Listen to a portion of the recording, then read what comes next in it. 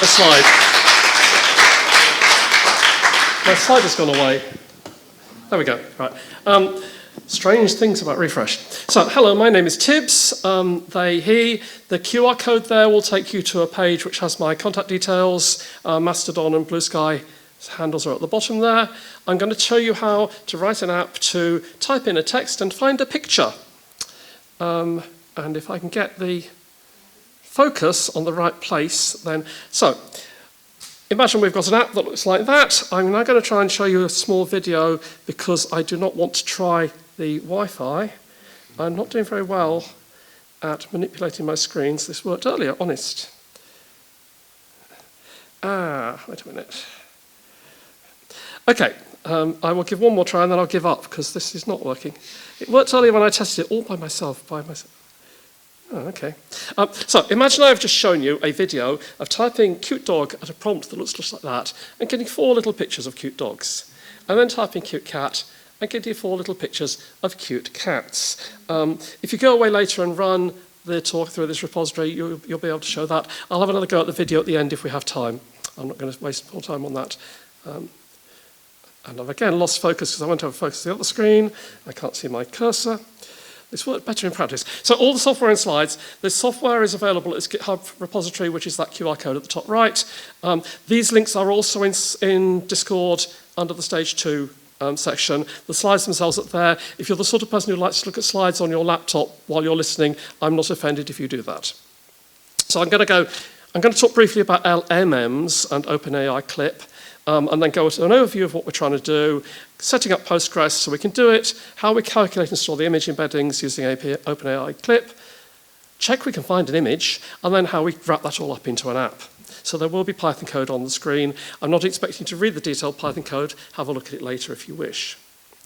So LLMs. Now, I'm not going to explain vector embeddings. When I practiced this talk, I had extra slides in here doing this, and my colleague said, you did that 2 years ago, point to 2 years ago. So that leads you to the video from 2 years ago, where I'm finding pictures of me at a party. You can tell about me a lot there, I think. But we're going to talk about multi-modal magic. So modalities are kinds of data or concept. So text, image, videos, audio, code, equations, and so on. And in the olden days, oh my goodness, more than 5 years ago, if you wanted to compare things with different modalities, what you might well do is convert them to text and then compare the texts, using a text LLM, for instance, to do semantic search. With more modern models, what you do instead is you train your model on more than one modality at the same time. So it knows that this image corresponds to that text. And then you can compare the two. And that leads us to large multimodal models, which is LMM. So OpenAI CLIP is one of the early versions of these. It's from 2021, so it's not remotely new. It's contrastive language image pre-training. So it's trained to understand images and natural language and text. It's meant to be highly efficient, flexible, and general, but as I said, carefully limited in what it tries to do. It does this one job. It isn't going to calculate things. It's not going to count. It's not going to do anything very clever. It is just for saying, here's a text, find the image, or here's an image, find the text. We're going to use the library that OpenAI CLIP itself provides from their own GitHub repository, so pip install like this. They also point out that there are other CLIP libraries available. So OpenClip has bigger models, independently trained, a large choice of models. And there's the Hugging Face implementation if you're using Hugging Face code, so that you don't have to sort of suddenly try and fit things together. The nice thing about the OpenAI CLIP thing is it's got quite a lot of code examples, which we have borrowed, copied. So I don't necessarily understand all the minutiae of what we're doing because I'm just doing enough to get things working. So this is a picture from the OpenAI pages themselves. What's going on here is that we're feeding in some texts and some images. If a text and an image go into the model together, then they are linked, and so they should be considered as very similar. If a text and an image go in at separate times, then they are not closely linked, and they should be considered as not similar. And that's as close as I'm going to get to understanding how this works. I will point out, this is a thing we must always point out when we're talking about embeddings, your vectors need to match. So, as was explained in the ClickHouse talk earlier about matching Jane Austen, go and watch that if you're looking at the recording of this, every column, every item in your array has a meaning. because the training is making the meanings in the machine learning model, we don't know what those meanings are, so we cannot compare meanings between different vectors from different models, because index 0 in one model doesn't have any relationship to the meaning of index 0 in a different model. So we can't match embeddings between different models. Also, different models tend to use different lengths of vectors, different array sizes. And for the same sort of reason, you must always use the correct array size for your particular model. So CLIP uses vectors with 512 elements, which these days is quite small. The actual app is relatively simple. With the top is our preparation phase. We take photos from Unsplash, we shove them through our CLIP model and produce these vectors in 512 dimension representing the images, and we store them in Postgres so we can look them up later. And then when we come to make our query, we take a search phrase, a piece of text, put it through the same model, get out a single vector, and we can then do an SQL query to say, are there vectors in the database that are sufficiently similar to this vector from our text?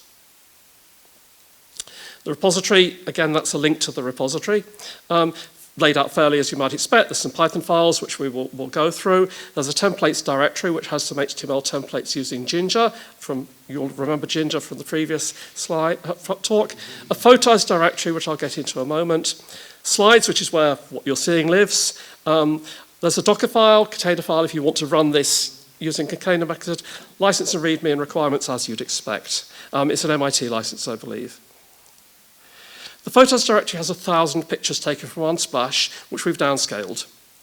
And the reason for that is that GitHub has a maximum file size. Because this was done originally as a workshop, we wanted to be able to present here's an entire GitHub repository with everything you need to run this. So we wanted the photos to be in the GitHub repository. And that means we had to downscale them so they're not great, they're not big photos anymore. That's good enough for our purposes. When we actually reference them from our HTML page for the results, we are doing something you must not do in production. We're referring back to the image in the GitHub repository. GitHub is not an image cache. If you were to do this in production, they would probably come and chase you for using up too many resources. If you're going to do this in real life, do it a proper way, keep your images somewhere proper. So we separate out preparing the database from using the app. We actually end up with a series of programs which mirror how we might develop the app from scratch. We require Fast API for our web app because Fast API is wonderful, and it uses Ginger 2 internally to handle the HTML templating. Scopg to talk to Postgres. That's actually Scopg 3, which is very much nicer than Scopg 2. It's really nice. CLIP we talked about. Torch is the library that does all the ML stuff I don't understand. And that pulls in Pillow to handle image processing, which is the standard image processing library since forever. We start off with the create table program. We could do this by hand, but it's easy to have a Python program. So this does what it says on the box. It runs like that. The first thing we do is to enable pgvector, which adds the ability for Postgres to store embeddings as vectors and to compare them. In my case, I'm using an Ivan for Postgres database. It's already got pgvector extension installed. If you're using a different Postgres, you might need to install that yourself. The pgvector homepage has instructions on how to do that. A lot of vendors will already have installed pgvector. Creating the database table is very simple. I'm choosing to have a file name as the primary key, the URL to find the thing, and then there's the vector with 512 elements. I could not have the file name, but just use the URL directly. But if I was doing real production stuff, my URL and my file name might not be related closely. And there would probably be other things here as well, because I would probably not only be doing semantic search, I might also be searching by age or creator of the picture and things like that. Then we have a thing to actually process the images into our Postgres. So this runs like this. It batches up the files and processes them. So the first thing it does is to load the model. We're using a model called VIT-B32. I need to check. VIT stands for Vision Transformer. I don't know why it's not V2. The 32 is the patch size. So if you imagine you're running a patch over your image to categorize the image, the bigger the number, the larger the patch, the quicker you'll pass over the image, but the less detail you'll have. So 32 is a reasonable place to start. This is one of the things you'd experiment with if you were figuring out what to do. The device thing is basically saying, if we've got a GPU, let's use it, otherwise we'll use the CPU. So I call clip.load with my model name and device, and I get back a model, a torch module, and a preprocessor function that I can call over an image and a torch tensor to actually do the processing. So we've got a function to process a batch of photos. This is the first part of it. It takes a batch of photos, an array of photos, of names. It opens all the images into an array. It stacks them up with torch to the device. So if you've got a GPU, that shoves them into the GPU, to my understanding. And then we encode the images. And then this photos features divided by photos features.norm, we're trying to take all those vectors and make them the same size. It's a lot easier to compare vectors that have been normalized to the same size. This is a fairly standard thing to do. None of this code is original to me or the workshop creators. This is taken from the OpenAI CLIP as a standard thing to do. And then we return that all as a numpy array. Now, because we're returning a numpy ND array, SQL doesn't want that as its input. It wants square brackets, a long list of floating point numbers, and then close square brackets. So this is just a very simple function to take an ND array and return a vector string as it shows at the bottom. And then we write that to Postgres. So CLIP gives us nice with clauses to handle all of that, and we're using the copy from stood-in SQL clause because that's good at handling quite a lot of bulk data. So we've got copy to pictures, these values from stood-in. There's a really good page on the Postgres documentation about this because it's Postgres, so of course there is. And as I said, the context manager in CLIP makes this very nice. You end up with this 4-row in data. Copy is a very natural way to get data in. And it's much nicer than what we had to do with CLIP 2, where it was just very cumbersome. Once I've done that, I want to know if it's going to work before I start writing my app. So we have a simple findimages.py. And what this does is it's got a canned search phrase, man jumping. You can see partway down there. I apologize for the wrapping. And we're just checking that it returns some images. And then I can go away by hand and check that they're the right images. You're going to have to believe me that they are. So this is, it's taking a text, in this case man jumping, and then it's doing something that should look familiar. We're co-tokenizing that text to the device, which would be our GPU or our CPU. We're encoding it, and then we're normalizing the vector again. And we're returning that as a numpy array, just as we did before.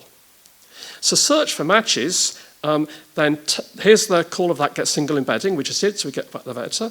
Then we turn that into a string, and then we pass it to a SQL statement. So the SQL statement is just saying select file name and URL out of pictures.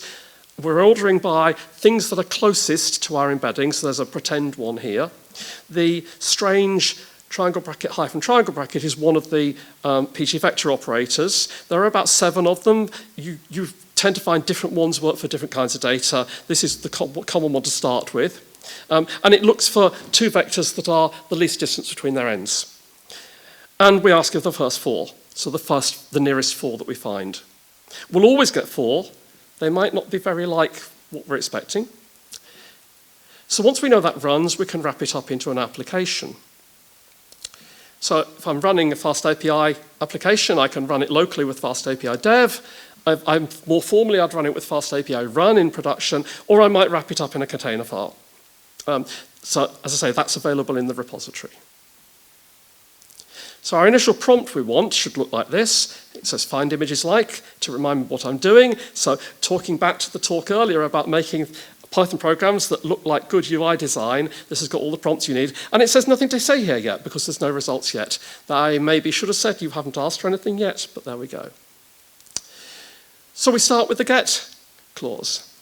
So we're going to respond from this get with an HTML response. In other words, it gives us some HTML to draw.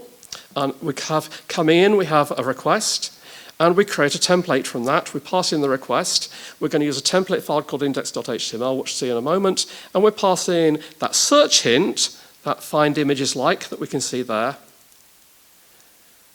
Here's the interesting bits of the index.html. Sadly, we start with the paragraph empty just to space things down a bit, because otherwise it sits right at the top. And then we've got a post. If, when the user does their search, we will go to /search form with a post to do the next thing, passing in the response, which will be a text. And our placeholder is that search hint we had.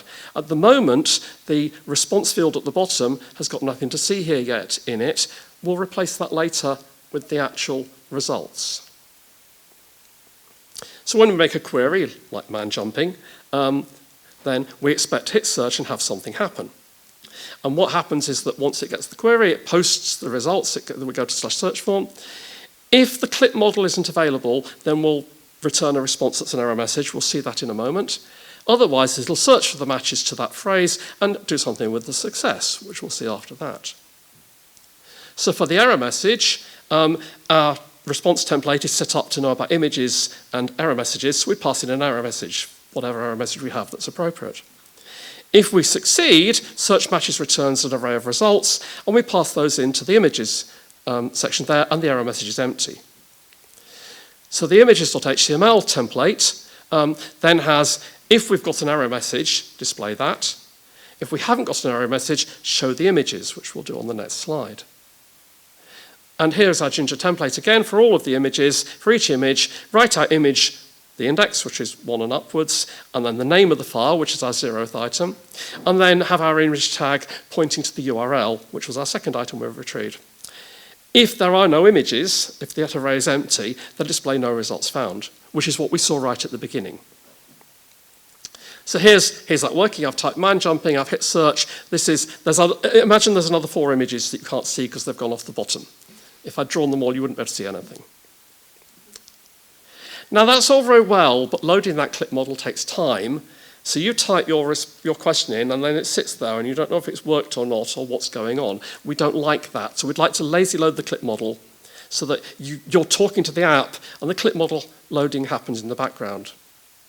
So we want to see something like this. I've typed man jumping, but the app isn't ready for me. It doesn't sit there silently. It tells me it's not ready yet. Come and try again in a moment.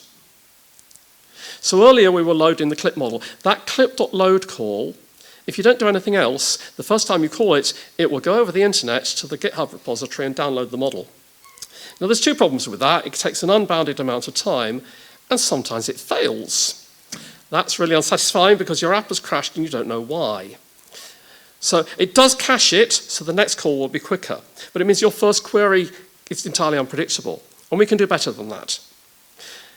So the first thing we'll do is we'll define a local place to keep the image. So we're just going to keep it in models directory. That's not very exciting.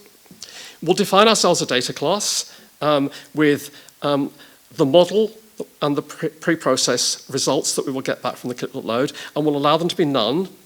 And we've got an error string. So we start off with a model instance at the top level that has none and none. We've got no model yet. But this is the error message we saw earlier. The CLIP model is not loaded yet. Try again soon. So we now have we can then have a function. It does a try. It loads the model. We'll talk about that in a moment. And if that goes wrong, then we can say, it's gone wrong. Please restart the application. There's nothing else we can do. Otherwise, we log that we've successfully loaded it. I could at that point unset the error string, and I probably should, but since we only display the error string if the model is unset, it doesn't actually matter. So the load model code first says, if we've got the local model already downloaded, then we'll use that with this download route equals thing. Otherwise, we'll go the traditional route. We'll let it decide whether it needs to download it or whatever. And that means that before I start my program running, I can use curl to download the model by hand.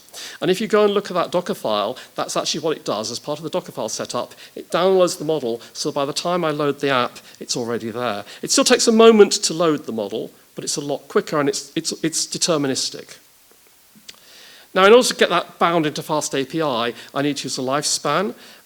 So FastAPI lets you have a lifespan manager, a context manager that is its lifespan. So the bit before the yield will happen before FastAPI starts talking to you.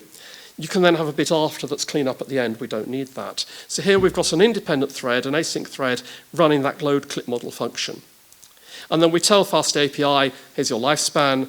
The redirect slashes is because you need to handle some careful stuff with the slash search form things and so on. It took me about half a day to figure this out when I was first Googling about this, but it's actually relatively simple. So this gives us better model loading. If, as FastAPI starts up, it starts the model loading in the background, and then carries on. So you can start talking to your application immediately. And if it isn't ready for you, it will tell you. If the model file's already there, that just happens quickly. Otherwise, it loads, and it does it in the background, and you get nice context to know that your app is not dead, unless it has died, in which case it tells you. If, and I hope you do, you go away and play with this yourself later, you can just try running it. The instructions are there in the README of how to do this. Would be good to play with different CLIP libraries. It's showing you that there are, OpenAI says there are two different ones. That would mean changing the code around in interesting ways. Really should use better images. As I say, the only reason we use those images so small is because we wanted it to fit in the Git repository. You'd get better answers from better images and more amusing images. You can use images from your local your company party or something and try and recognize your friends. I don't know. It is a problem with CLIP, of course, that it will only allow coping with images that match search phrases that it has been trained on. So if I type in cuddly dinosaurs, it's not so good at that. Using a different image storage strategy, don't store your images in GitHub. You might want to store your images in S3 or something in an object store, and then that URL will tell you where to go in the object store to get them, and then you'd have to cache them locally so your image tag can talk to them. You might store them properly somewhere else, just using image queries in the normal way. It may be worth caching query results. I get back those 4 images, and then if I ask it again, it's got to do the calculations again. Is it worth storing that result in Valkey, in a cache? I don't know. It may be quick enough it's not worth the bother. That would be a thing to play with. And the original version of this was actually written using OpenSearch instead of Postgres, because OpenSearch has really good semantic querying as well. So that repository the repository for this talk refers to that repository also. So compare the two. You actually get different answers because their search strategies are different. I work for Ivan. I forgot to put this slide in the first version of this talk. Your AI-ready open source data platform. There's all the buzzwords. We like open source. We provide managed open source database and Kafka search streaming services in the cloud. So you don't have to do all that boring management stuff and keeping things running. More importantly to this, we have free versions of Postgres and also MySQL and Valkey, so you can just use those, no cost. And if you go to the top right QR code, then we also have $300 or a month's free use of all of our services if you want to play with Kafka or OpenSearch or whatever.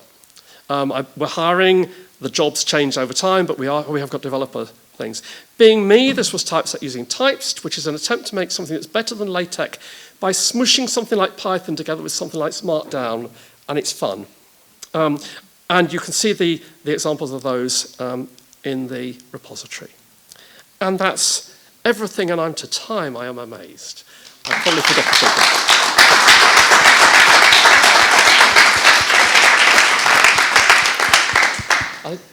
Time for a question if anyone wants. Thank you, Tibs. Yeah, we have... I'm conscious we have lightning talks yet, and I want everyone to be able to get to lightning talks. We have time for just a few questions. If not, I'm happy. I should point out, Q is my colleague. He's being cruel. I'm not an audience plant. I'm just being mean. Probably. So... knowing OpenAI, then the answer to this may be no. But if the list of all of the query terms that the model is trained on is already available, could you pre-cache all of the embeddings for those searches to speed things up? I honestly don't know. I'd never even thought of that. Okay, when we get home, tell me to write that down. Sorry, did you... No. This is him doing live, thinking of new things. This is fun. Given the non-deterministic nature of all of these models, is it possible that you may get different results every time you... So it turns out that, no, this isn't, Really? particularly non-deterministic. This model gives you the same answers for the same query every time. Oh, really? Yeah. Yep. It's one of the reasons it's nice. It's very simple in that respect. Now, if I run it using OpenSearch and Postgres, the way their queries work is different, the way their querying engines work. So there I get two different answers. But if I repeat this time after time using pgvector, I get exactly the same answers. And I've gotten used to that. If I'd been able to play the video, it would have been the same as it was identical. I've gotten to recognize the man jumping pictures. Mm-hmm. Yep, thank you. Thank you, Tibs. Okay.